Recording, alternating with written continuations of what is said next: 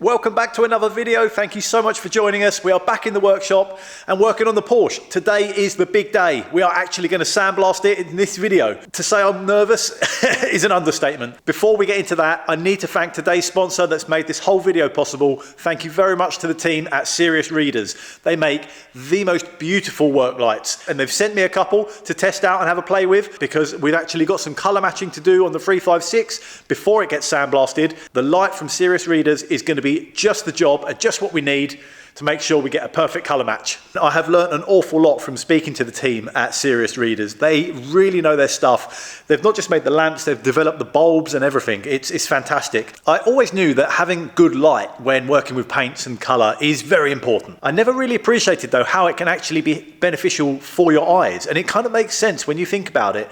Our eyes have adapted to use natural daylight. So when you come inside and it's late at night and you've got your artificial lighting and you're trying to read a book, for example, your eyes are straining, your eyes aren't used to that light. These lamps give off a light that is so close to natural daylight, you're able to focus on smaller things like small text and small details easier, and your eyes are more relaxed whilst they are focusing better. Whether it's a craft and doing some fine needlework or some painting, or I'll be there sign writing, the bulbs are magnetic and they just pull in and out. If you've got thick old gloves on, or if you've got arthritis or something like that, these just pull off and push on. So you can get different color temperatures, you can get diffusers, there's a whole range of different accessories you can get. From now on, without a doubt, I will be working underneath one of these lamps. I've got 3 lamps from them, the desktop one, a bolt-on one, which I'm going to bolt onto a clamp so I can clamp it onto stuff, which is brilliant. But this floor standing lamp is an absolute game changer for me. I've been struggling inside that Porsche, scraping off the tar,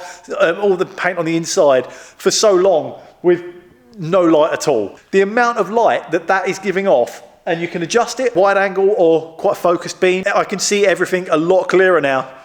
Oh dear, look at it in there. In the last video, I put out a bit of a request for anybody that might know the colour to the Porsche. I had my money on aquamarine blue. This is where my snazzy new lamps are going to come in to their own. That had been sprayed over 2 or 3 times, so I've removed the layers of paint over the top and revealed that beautiful original paint, polished it up. This is inside the door shut, on the door, the front doors.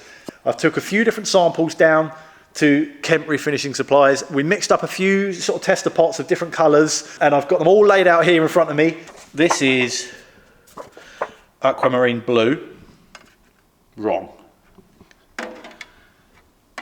Completely wrong. Now I'm relying on the workshop lights. That one looks way too dark, and that one looks too light. If I turn the Serious Readers light on,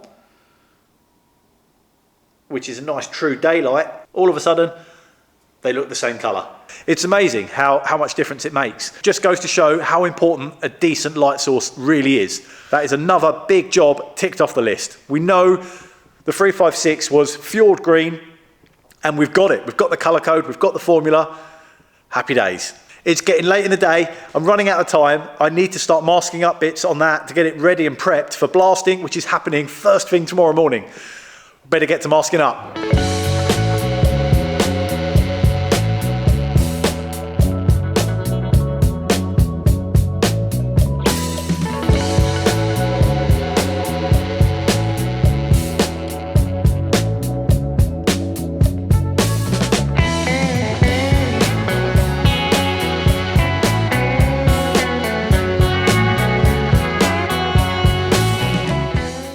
Good morning, it's a new day. This is the last time you're going to see the 356 with any rust on it. Phil from Blasted Bear is coming down, he's on his way, he'll be here about 9:30 hopefully. We're going to put up a marquee outside, roll the Porsche outside and sandblast it. He is the perfect man for the job. He's so experienced with doing classic cars, a lot rarer and more fragile than this. We trusted him with the very first Ranelagh. He blasted numbers 1 and 2 for me here, and that was another nervous day, but that's a big chunk of cast iron in comparison. That wasn't as bad, but still, that was the very first Ranelagh, and we trusted him with that, and now I know we're in safe hands. We can trust him again. I've also got some primer, so as soon as Phil's finished blasting, I'm going to be spraying it with primer, so by the end of today, it's going to be all stripped bare and primed. Oh.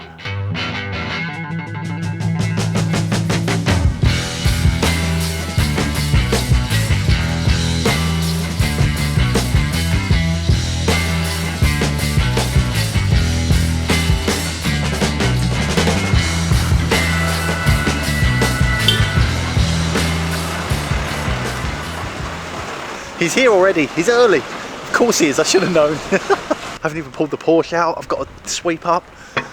Oh man. Okay, it's going to be one of those days.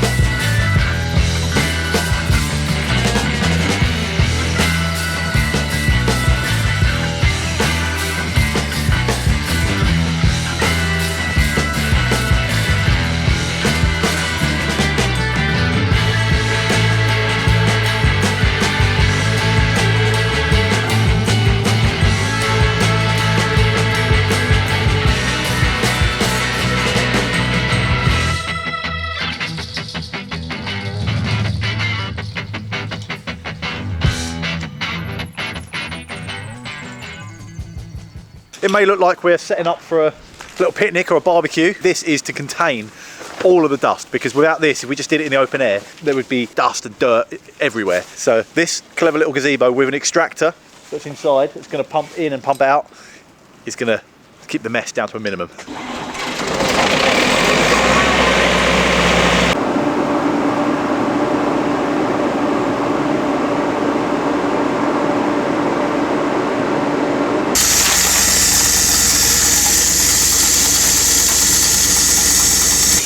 So what we put in there is a medium defined glass called G500. Now it's a crushed glass and it's amazing for wood, for aluminium, for steels, for plastics and fiberglasses, believe it or not. Perfect. So it's going to be gentle on the Porsche. Very, very gentle. It's all down. It's all down to the pressures, all down to the feed rate, all down to the distances, all down to the angles. Right. It'll be lovely when it's done. I've done a more fragile car, so you'll be okay. We'll be okay. Yeah, absolutely. We're in safe hands. Very much so. Good. The only way of knowing that and being so confident to take on a project like this is by being just knowing your craft. And luckily, we've got the right man for the job.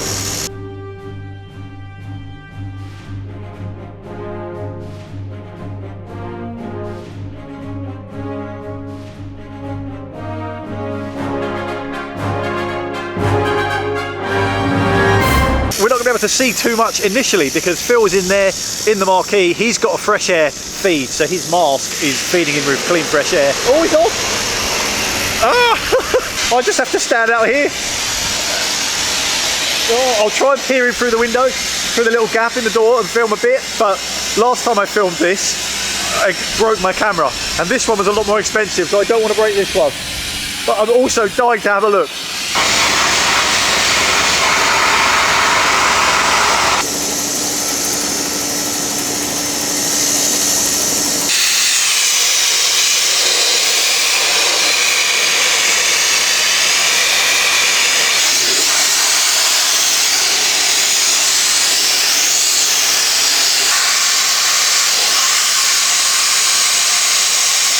So we've gone through 2 bags, it's 50 kilos already.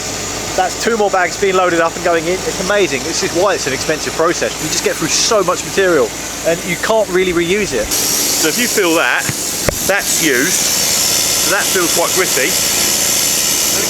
That's used, yeah. It does still feel quite, it's still quite rough though. But it does. Yeah. But you feel the difference of that, which is brand new. That's rougher. There's a big difference. Yeah. I cannot use that. Or a lot of garages use it to mop up oil and grease spills in the garages now. Oh, right. Absolutely. Yeah. So we use the material again and again. Yeah, that's good. So, but for this, you cannot use it again. It's just one time, that's all you get. You're doing the customer a misservice and I won't do that. Perfect. No, that's not what we want. It's got to be done right. Oh look, there's some good news. That back panel is okay. That panel's brilliant. Well, at least there's one of them. And down there is good as well. Down there's good. Oh, that's yeah. the panel. The bottom bit's not, but 90% of it's okay. Yeah, it's not bad. See how fragile that is? Yeah. That's just taken the top surface off. Yeah, I think a lot of the people watching the videos were expecting it to just absolutely obliterate everything. I mean, I'm sure if I was doing it, it would end up like that. But it's taken me 5 years to learn my trade. Yeah. of doing this every day. Yeah, mostly. much, Yeah. yeah. It's nice to see it as a bare blank canvas, isn't it? I was loving it done. Instead of the rust. Yeah, really good. Gotta get out of the way because I know I'm in the way. Yeah, I get the hint. Yeah. Phil is still going in there. I'm still pacing around in the workshop. I'm trying to get on with stuff. I'm starting a new sign. I'm working on a new sign, which you'll find out more about later. I think it's going okay. I did sort of peer in a minute ago, and it was looking good, but I haven't seen anything else. Oh, I'm nervous.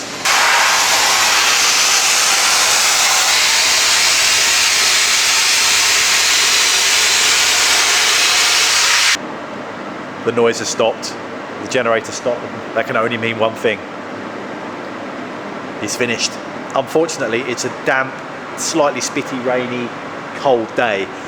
And my biggest fear now is that after going to all these great lengths to get this thing into bare metal and rust free, it will go rusty again really, really quickly. Unfortunately, it's a damp, slightly spitty, rainy, cold day.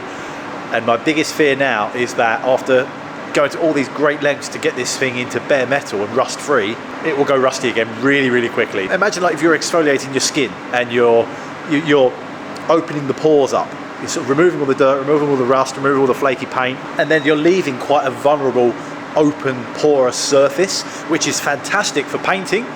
It's a terrible situation for rust though. It will go rusty really, really quickly. So I think what we're going to do is push it back in the workshop, get it in here, safe, or out of the rain at least, then shut the doors and start the clean-up operation with sweeping up the beach that's outside. I can start thinking about getting some paint on it. I've got my pot of paint warming up on the table, which says strictly do not use below 15 degrees. And I think we are maybe, 2 degrees today? Let's have a look and see what it looks like.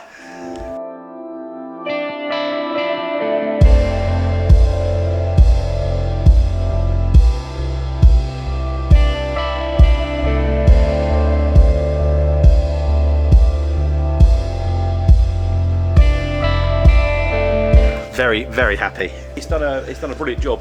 It really has. Considering it's a 1957 shell, I've seen way worse, and it is definitely worth restoring. Absolutely. It deserves it. I'm glad you agree. Yeah. Oh, absolutely. There's a huge amount left. There's more than I thought.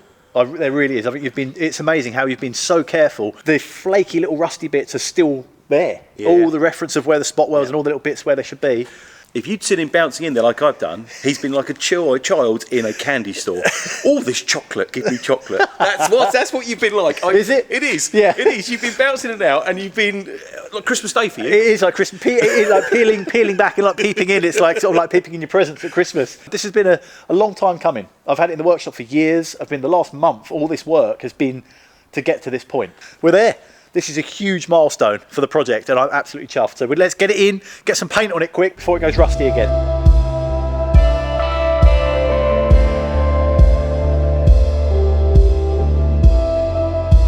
All of you doubters out there that were saying, oh, you should need to get a new shell, there's going to be nothing left of it. There's an awful lot left. There really is.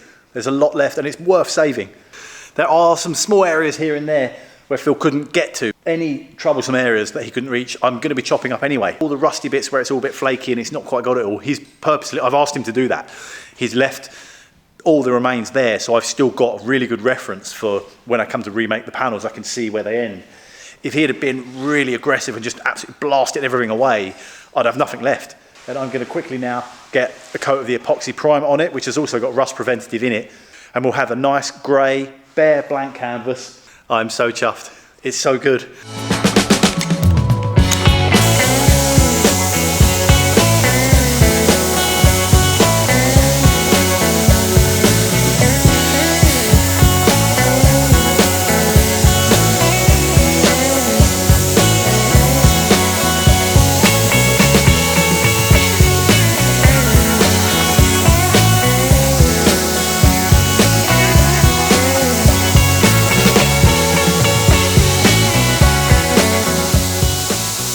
Look at the blank canvas, look. That's not bad, is it?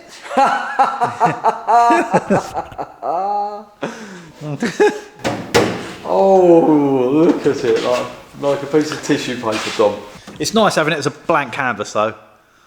You know, no rust, no dirt, no more. I think the jig has survived really well. Just need a car to put on it. Well, there's no secrets anymore. No. The other side, the left-hand side suspension mount is bad. Oh, I can't wait to see. Oh, I think you've done really well, Dom. A few more holes have appeared in the engine bay as well, down here. Haven't they just? Yeah, that wasn't there. There's another one there. That definitely wasn't there. Well, it clearly was there. No. It was just hiding under the rust. Yeah. Scary bits at the front, I think, because there's nothing holding the beam on now other than that, which is rusty. Bless it. Yeah, there's going to be quite a bit of fabrication. Yeah, we've got some work ahead of us.